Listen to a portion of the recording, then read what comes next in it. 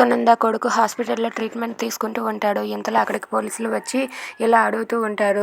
ఆ కారు ఎవరిదో ఏంటో మీకు తెలుసా సార్ అని చెప్పి అంటూ ఉంటాడు. అది విని సునంద వాళ్ళ ఆయన ఇలా అంటూ ఉంటాడు, మాకు కూడా తెలీదు. అక్కడ చూసిన ఒక అమ్మాయి అయితే అది చూసి అక్కడ ఉన్న మా అబ్బాయిని తీసుకుని వచ్చి హాస్పిటల్లో జాయిన్ చేసింది. ఆ అమ్మాయికి మేము కృతజ్ఞతలు చెప్పాలి.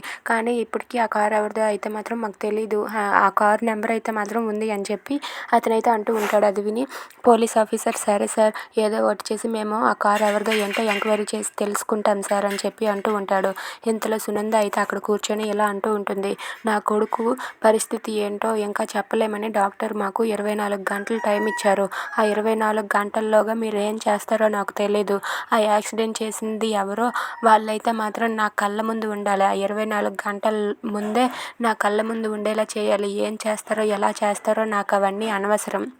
నా కొడుకు ఈ పరిస్థితిలో ఉండడానికి కారణం ఎవరో వాళ్ళకి నేను సరైన బుద్ధి చెబుతాను. వాళ్ళు 24 గంటల లోపే నా కళ్ళ ముందు ఉండాలి. ఏం చేస్తారో మీ ఇష్టం, లేదంటే నేనేం చేస్తానో మీకే తెలియదు అని చెప్పి సునంద ఆ పోలీస్ ఆఫీసర్తో అంటూ ఉంటుంది.